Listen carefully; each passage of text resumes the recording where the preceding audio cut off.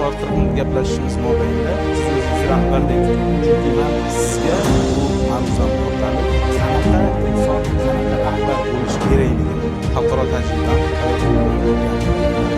evaziga shu masala bilan bo'lishmoqchiman. Siz o'zingizni go'zallikda qoling.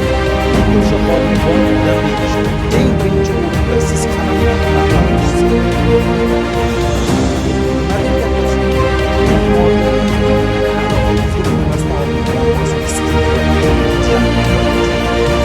Qachondir sizlar rahbar bo'ling.